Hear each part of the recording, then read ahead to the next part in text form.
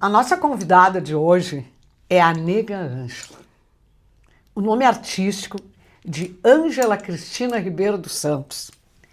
Artista visual desde 2017. Ela começou essa carreira de artista visual aos 62 anos. Um tema que interessa muito para esse canal, que está sempre atrás de pessoas que não alimentam o monstro do etarismo. Que é esse preconceito baseado na idade que afeta principalmente os mais velhos. A Ângela, ela fez graduação em fotografia em 2023 e já participou de exposições em vários espaços, do centro à periferia de Porto Alegre e também no exterior. Mas o que a Ângela fez na primeira curva da vida dela não foi pouco. Pé na porta!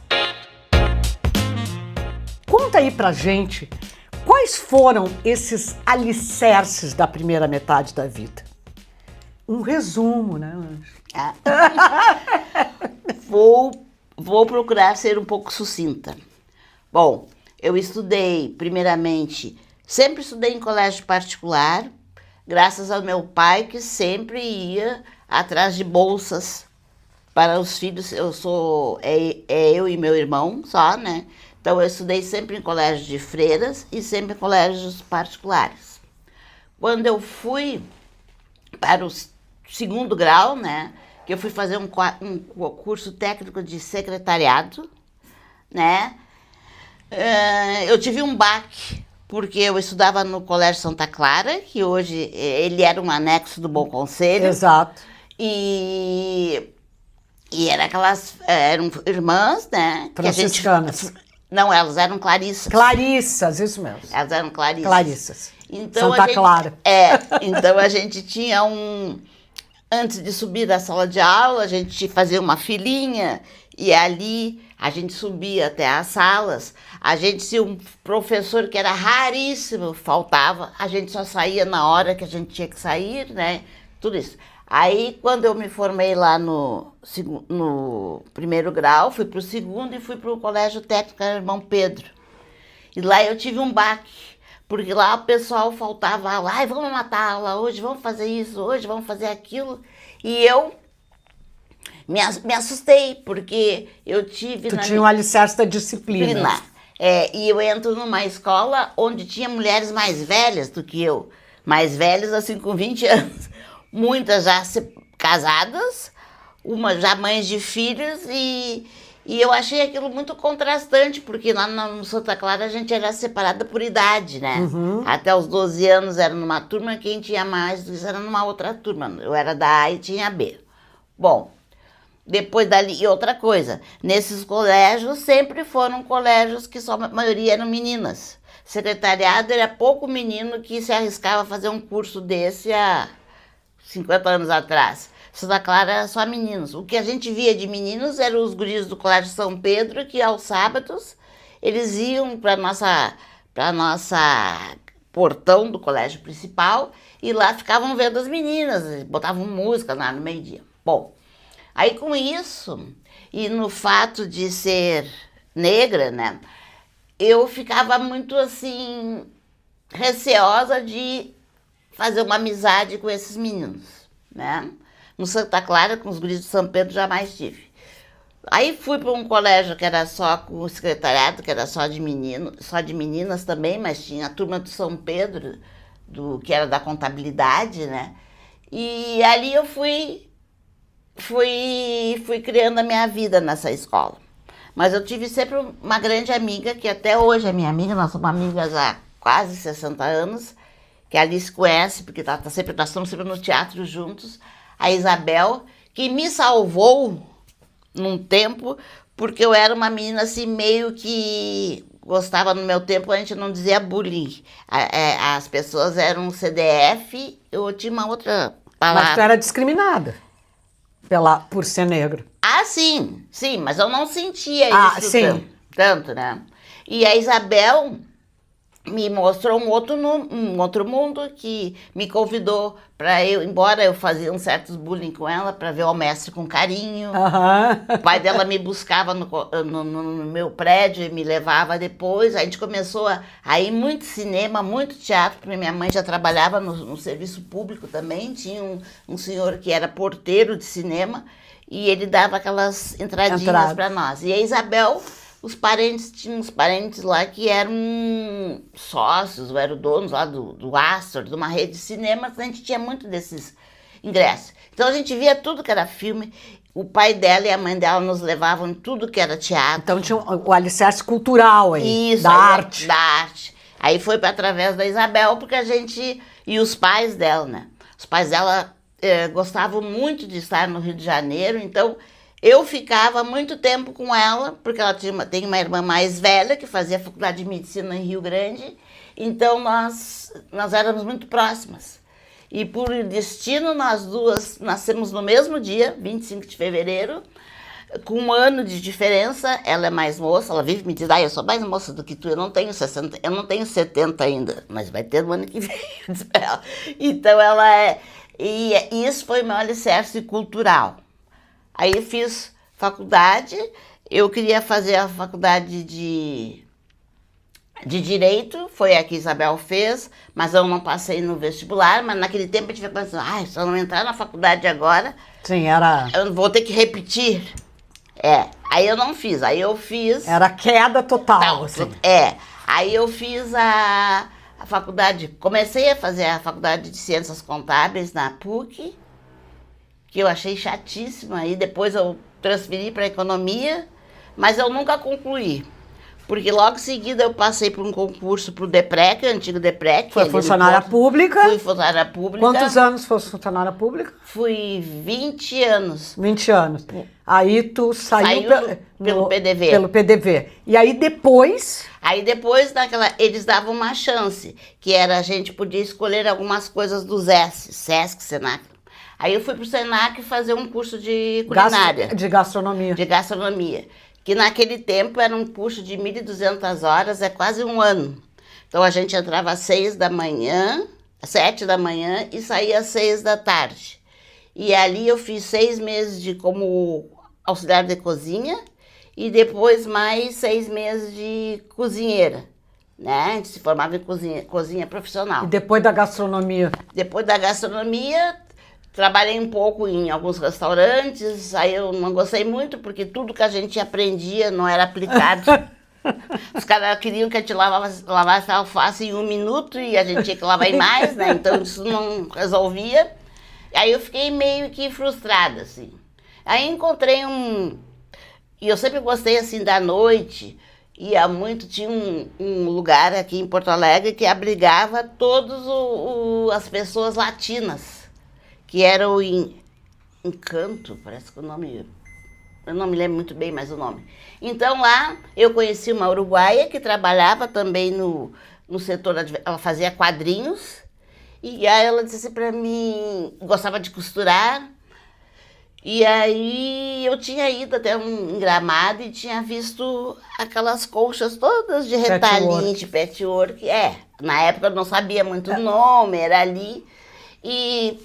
já saí dali com um monte de retalhinhos daquele passeio e comecei a fazer o patchwork à mão, depois passei pelo da máquina, aí abri um ateliê com a Carmen.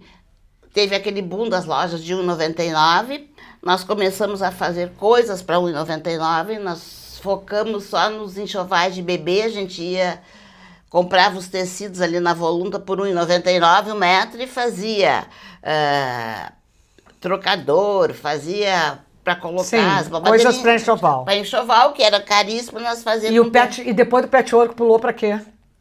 Aí eu fui indo, a minha filha se formou e ela já, naquela época, ela fazia assim, as agendas delas eram enormes, porque ela colava muita coisa nas agendas. Começava assim, quando tu via, no fim do ano estava assim.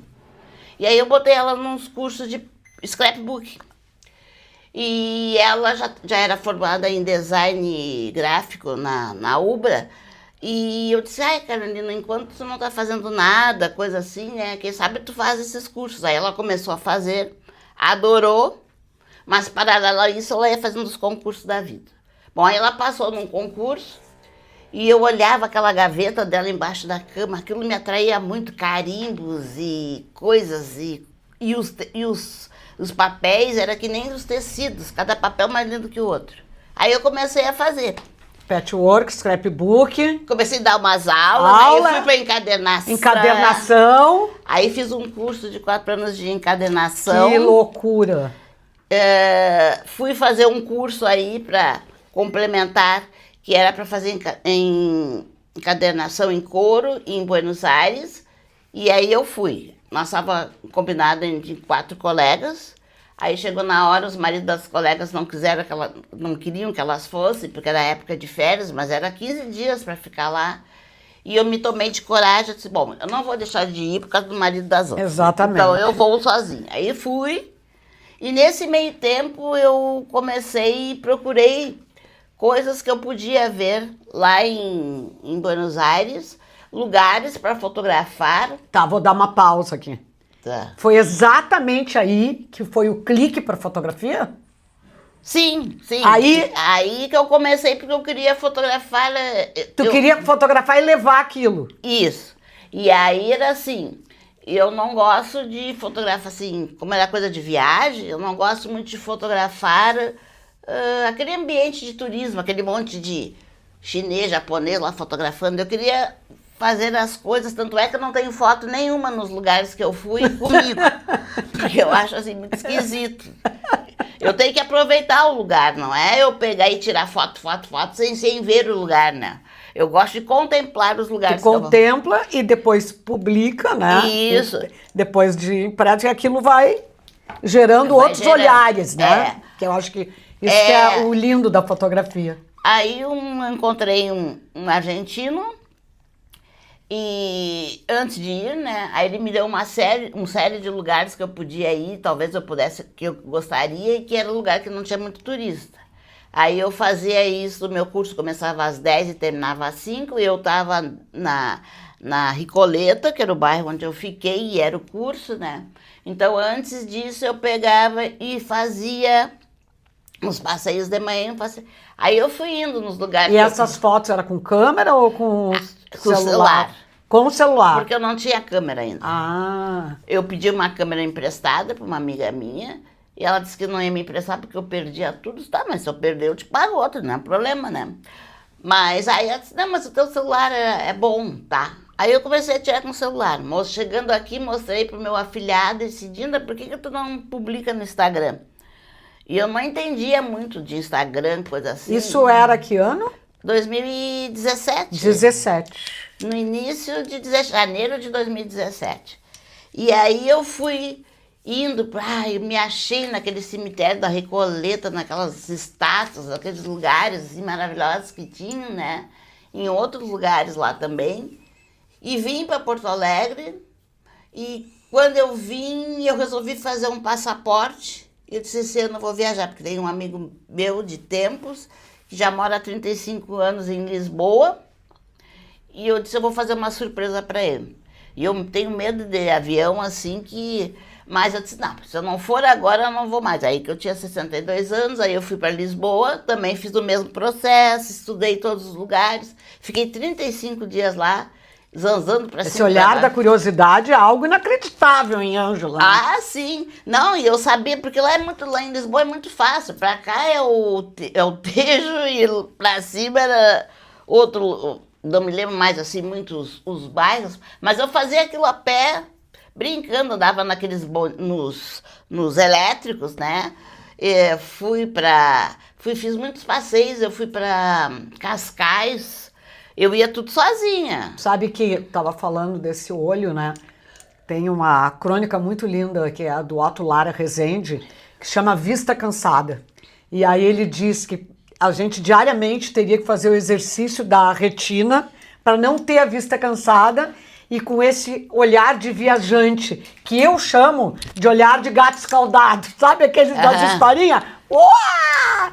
Naquele dual. E eu acho, Ângela, que tu tem esse olhar, né? Não só pra fotografia, mas como pra vida. Ah, sim. Pra vida. Sim, e eu sempre digo que eu cheguei quando fui sozinha, né? Eu não ficava com medo dos outros, eu ficava com medo de mim mesma, porque eu sou muito dada, assim, começa a conversar, quando tu vê, tu tá no meio de uma coisa e não sabe, né?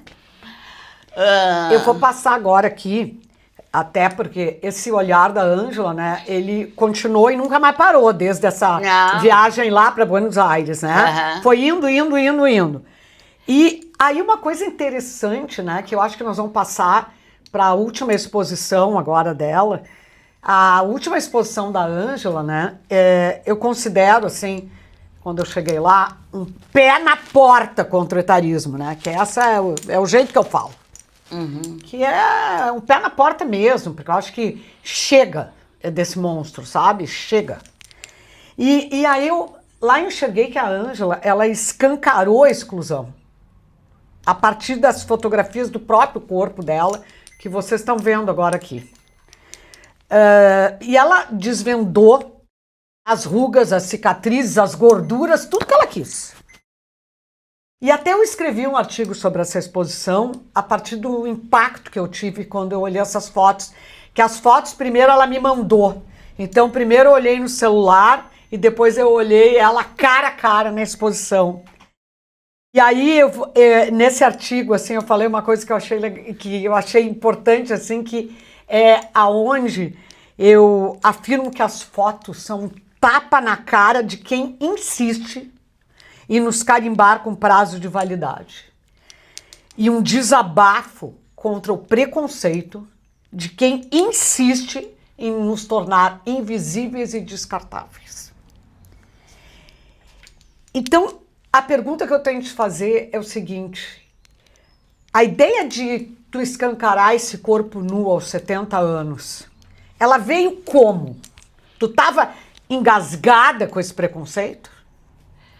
Pois é, eu fiz um curso e tinha que fazer um tipo de um TCC, eu tinha que fazer algum trabalho sobre esse curso. Aí eu estudei uma fotógrafa japonesa chamada Yushiushi Miyuta. E aí eu vendo as fotos dela, e eu disse, eu preciso fazer uma coisa, um autorretrato. Mas eu queria fazer um autorretrato que não aparecesse o meu rosto, mas aparecesse que me identificasse para outros tipos de características que eu tenho, né? Então eu pensei, com essas minhas pintinhas aqui, já de mais idade, de mostrar meus joelhos, que é um lugar onde eu tenho, que eu, hoje em dia... Tu tem fragilidade. Tenho fragilidade, mostrar... Fiz várias fotos, os pés, as mãos. Com celular. Tudo com celular. Aí eu me levantei um dia de manhã, estava fazendo um curso online, um curso meio chato. Me levantei e fui lá para a sala da minha casa, que tem uma janela com uma luz boa, e coloquei o celular, acho que não vou me botar nenhuma maquiagem, até porque ninguém me conhece maquiada, eu acho que eu só boto um batom vermelho, nem isso eu botei. E fiquei na frente do celular, botei um espelho, botei o celular com a câmera virada para mim e atrás eu fiz um fundo peguei ao contrário de um banner que tem um fundo cinza, que é muito bonito, e comecei a me fotografar. Primeiro eu comecei a mostrar meu rosto, né? Tirei as fotos do rosto, dos olhos, da boca, quis mostrar o pescoço, as mãos, fiz o lado do meu corpo, que aí aparecem essas dobrinhas que a gente tem aqui, fiz uma mostrando os seios, tapando os seios, tem vários tipos de fotos que eu fiz, e aí eu pensei, isso era um autorretrato que ficaria bem legal assim, tu mostrar, porque 70 anos, tu vê fotografias de mulheres nuas, que nem todas as fotos nuas, nem todo nu é agressivo, né? Tem um nu que nem todo nu é sensual. né? Então eu quis mostrar um nu de uma pessoa com 70 anos para mostrar como é a nossa realidade e dizer que ainda estamos para jogo. Tamo pra jogo. Tamo pra Mas jogo. tu tava engasgada, assim, com isso. É, Era uma coisa que te incomodava. Porque se incomoda, porque isso aqui vai te batendo, caindo a ficha aos poucos. Quando as pessoas começam a te chamar ó, de tia, daqui a pouco começa a te chamar de vó. Ó, vozinha, pode entrar aqui. Quando começa a te dar um lugar, toda hora tu mal entra, as pessoas já querem dar só não quer sentar aqui, tudo isso, né? O uso dos diminutivos. O Judas aqui, a velhinha, o anjinho, começa a te falarem contigo de uma maneira mais abobada, perguntando coisas para ver se teu cérebro ainda funciona, né? A senhora... Parece teste, né? a senhora sabe me dizer o seu número do Gov? Eu disse, como eu não vou saber? Hoje em dia isso é mais importante do que saber a tua carta de identidade, né? Ah, mas a senhora usa o e-mail? A senhora sabe o seu e-mail? A senhora usa? Eu disse, sei. Aí começa assim, aí tem uma hora que aquilo me bate meio errado, eu disse, moço, eu já fui universitária, tenho agora um título de tecnóloga em fotografia, sou fotógrafa. Ah, mas a senhora é fotógrafa? Eu disse, sim, sou fotógrafa. Ah, eu quero ver suas fotos. Eu acho que eles vão pensar que eu vou. Nada contra quem só tira foto de florzinha. Mas eu acho que vão dizer assim, um petzinho, uma florzinha, uma margaridinha. Eu disse, não, eu comecei tirando... Eu sou contra, vou dizer uma coisa assim, meus colegas que não se fiquem, como é que eu vou dizer assim, chateados, mas eu não gosto de foto bonita. Eu gosto de foto interessante, foto que me diga alguma coisa, que tenha alguma narrativa, né? Então eu comecei... Até vou te interromper aqui, tu fala o seguinte, quando tu te apresenta, né, tu diz assim, eu sou uma fotógrafa errante, que fotografa tudo e se interessa por quase tudo. As florzinhas estão fora. Mas com certeza deve ter uma seleção de olhar. E eu queria saber como é que funciona esse dispositivo, assim, sabe? Como é que funciona esse negócio? Isso eu gosto, isso eu não gosto, ou as coisas simplesmente chegam na tua frente e daí tu faz essa seleção, é natural, o que espanta o teu olhar? Sim, eu também estou me achando agora, eu não tenho, só tenho 8 anos de fotógrafa, né? E vejo muito e aprendo muito com meus colegas, com os fotógrafos clássicos, mais modernos, leio sobre isso, mas uma coisa eu sei que eu não tenho, que é aquele dedo nervoso, né? Tudo que vê sai disparando. Então eu fico muito olhando o lugar, fico observando. Isso não quer dizer que eu acerte sempre, né? Porque às vezes pode até errar, mas tipo assim, se eu tô no teatro, eu não sou aquela pessoa que fica no teatro fotografando as pessoas. Se eu tô num show, eu pego tudo, eu quero sentir primeiro, talvez até fotografe depois, mas tem que... Na hora dos aplausos.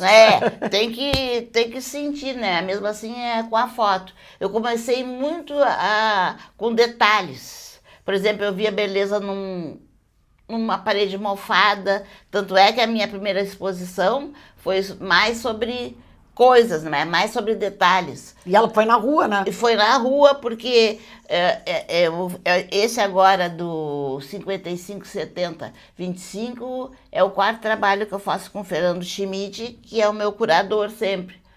E o Fernando, além de ser um editor cruel, que eu digo, eu dou para ele um HD e ali ele começa a linkar coisas para fazer várias exposições. E eu sempre gostei assim de detalhes. Quer dizer, então a cada ano eu vou mudando. Aí o ano passado eu fiz uma que se chamou Algum Enigma, que são fotos que eu tirei, que de repente tinha um cara num lugar que só aparece as pernas deles para baixo. Aí supõe que seria uma pessoa que ia se atirar, não sei o quê. E essa foi uma exposição que eu fiz interativa. Foi no café e lá o pessoal escrevia o que eles tinham. Tinha um questionário e o que era. Que no fim eu ia dar uma foto, como dei na que foi selecionada. E em novembro eu fiz outra que é sobre pessoas negras, e fiz em novembro, que foi o ano passado foi o primeiro ano que aqui no Rio Grande do Sul foi feriado, no dia 20 de novembro. Então eu peguei 13 pessoas negras em diferentes lugares. Aí... Viva Oliveira Silveira, né? Ah, sim, e foi uma coisa que eu digo, porque ninguém sabe que o Oliveira Silveira foi o que começou aqui naquele grupo, Exatamente. que depois eles foram banidos, Exato, assim, gaúcho. né? Gaúcho, ele que começou. Eu tive sorte, o meu irmão estudava, ele era professor de português do meu irmão no colégio Becker, e ele fez um jogral que se chamava Zumbi dos Palmares, onde a gente declamava coisas sobre o zumbi por muito tempo. E aí eu fiz essa exposição, onde eu tenho o Gessé, que foi o diretor por muito tempo da Casa de Cultura. A Glória Andrades, que ganhou agora um prêmio em Gramado. Em Gramado, um festival de cinema. Isso. A Irlanda, que é uma professora incansável em Guaíba, que tem um livro maravilhoso que se chama Sarará Crioulo, porque ela fala de uma criança negra baseado nessa música. Até ela deu um livro recentemente, quando a Sandra de Sá esteve aqui, ela deu. Então tem uma outra, que é uma outra artista, a Andréia, tem a Alessandra, tem várias pessoas, tem um rapaz. Eu andava assim na rua, eu via um negro interessante, bonito ou não, mas eu já perguntava assim, não quer fotografar para mim? Aí peguei uns caras lá, uns que trabalham na Adidas, lá no shopping, o motorista de táxi do shopping foi com o filho dele, e uma série de poetisas que foram as minhas... Sim, e trabalhou também um pouco a invisibilidade dessas pessoas, né? Porque elas foram para a tela, né? Que eu acho que isso é interessante. Até porque eles acham que, por exemplo, que os negros sempre têm um estereótipo, que é jogador de futebol, que é pagodeiro, sempre uma coisa assim. Então eu quis mostrar outras pessoas com outras atividades. E essa... quantas fotos eram dessa exposição? Da presença? Eram 13. 13. Agora até eu estou participando, o Ministério Público Federal abriu agora um edital para audiovisual, né? Áudio não, é só para fotógrafos e artes visuais. Artes visuais, Então vão selecionar 15 pessoas negras, né? E para participar dessa exposição em novembro. Até já mandei as minhas fotos. Ângela, falando um pouco agora, estava falando no edital, e vem assim na minha cabeça, como é que era a tua família, né? Porque eu acho que às vezes as mulheres fortes e decididas e sempre em busca do saber, me parece, né, que assim, elas têm uma criação um pouco diferente, assim, né? São pessoas que tiveram que lutar muito cedo pelo seu lugar e tal. E conversando contigo, tu me disse que a tua casa não era das 7 mulheres, mas era a casa de muitas mulheres, né? E depois também tu tiveste 2 filhas mulheres e tem uma neta mulher. Uhum. Então eu queria entender um pouquinho isso, assim, que valores, que crenças, o que disso saiu para fora essa nega Ângela, né? Porque esse nome artístico também é novo, né? Porque quando eu conheci a Ângela, era só Ângela, né? Uhum. E talvez nega Ângela fosse um nome carinhoso que te chamassem, né? Uhum. E aí tu botou para fora esse nome para ser artista visual. Eu queria entender um pouco como é que é essa casa de muitas mulheres e o que ela influenciou nessa tua vida. Na minha infância tinha o meu pai, que o meu pai, ao contrário de outros homens, embora ele fosse meio rígido, ele era muito submisso à minha mãe. Então ele ganhava o dinheiro dele, quando chegava no fim do mês, dava tudo para minha mãe, a minha mãe é que fazia. Administrava. Se a gente tinha que ir num passeio, numa coisa na escola, a gente falava com a mãe. Meu pai era sempre foi assim, quietinho, até que ele se libertou um pouco meio, mas tudo bem.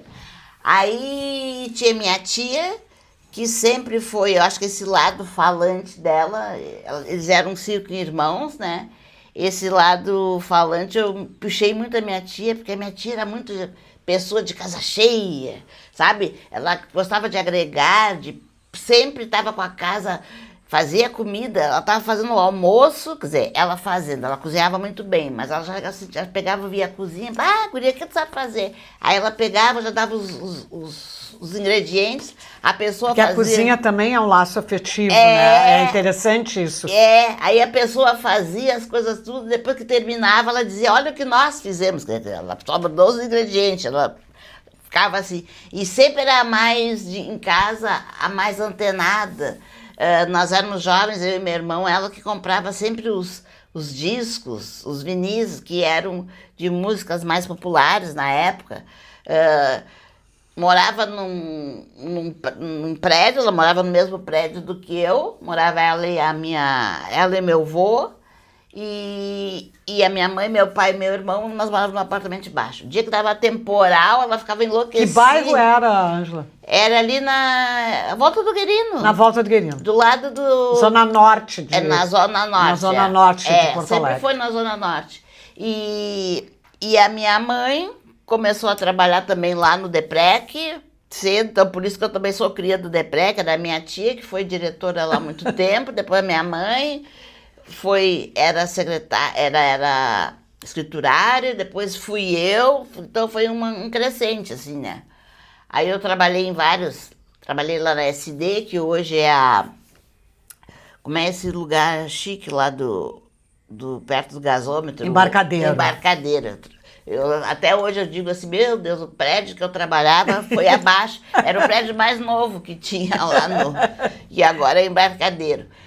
E assim, né, a minha mãe era sempre muito timidazinha, minha mãe não falava muito, era mais quietinha, mas era braba. Meu tio dizia que ela era que nem vidro de para-brisa, rachava, mas não quebrava. Sabe, que ela era muito forte. Assim, mas ela deu muita liberdade pra ti, né? Porque...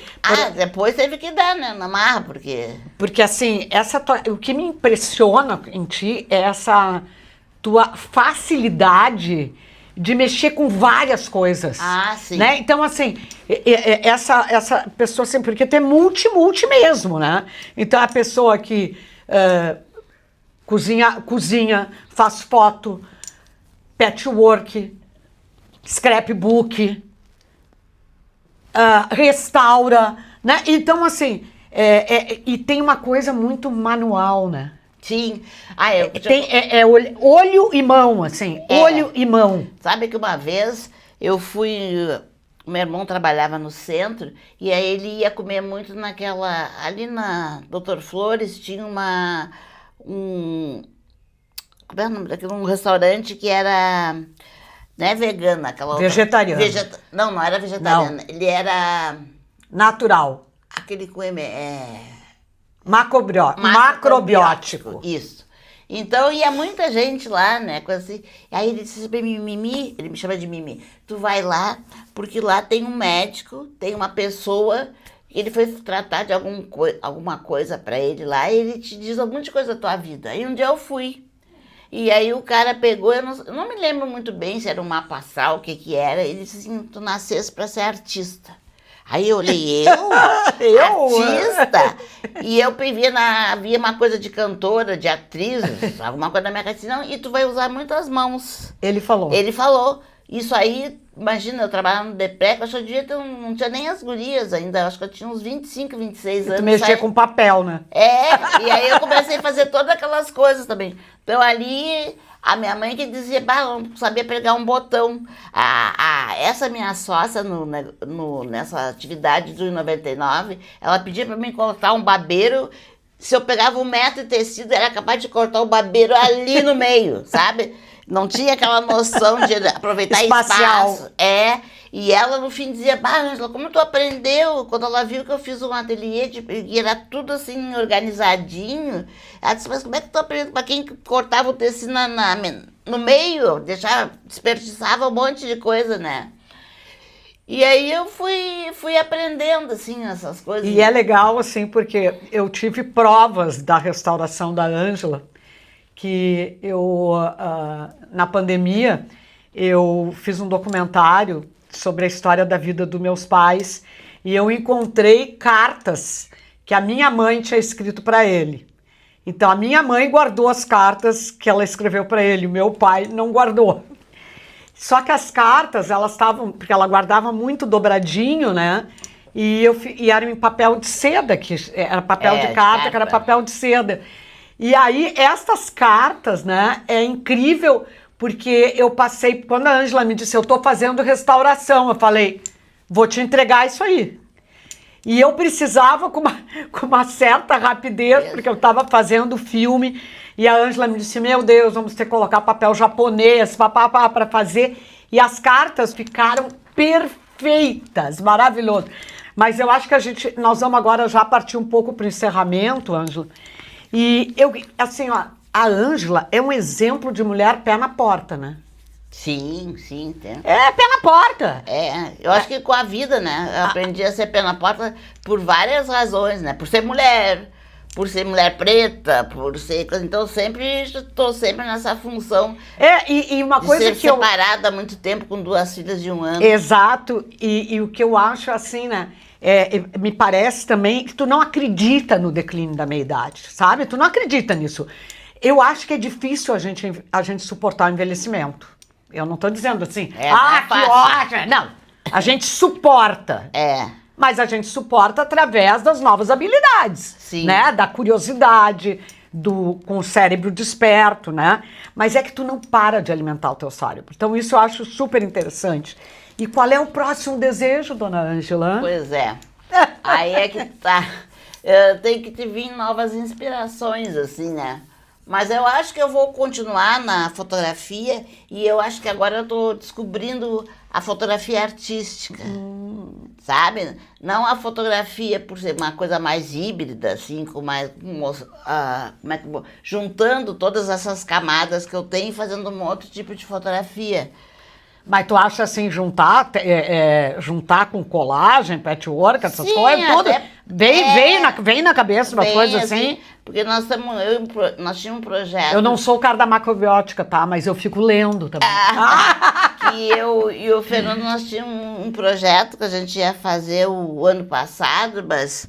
Ia até fazer lá no 4º Distrito, mas como a gente não arranjou patrocínio e o lugar que a gente ia fazer também não conseguimos a concessão, mas era baseado nisso, em fotografias, talvez fazer as minhas fotografias.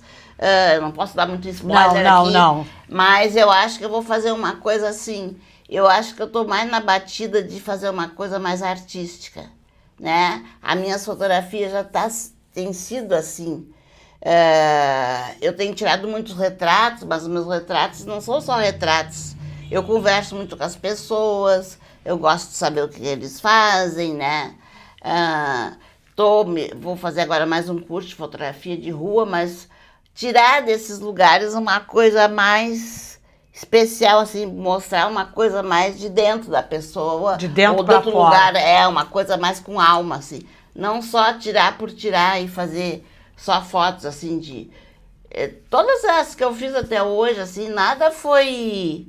uma coisa assim, por acaso, né? E eu acho assim, esses dias eu estava lendo, né, que a maturidade, a gente sonha de dentro para fora. Né? A gente sonha de dentro para fora. Eu acho isso super interessante porque é o autoconhecimento, né? Quando a gente amadurece, a gente também vem esse autoconhecimento.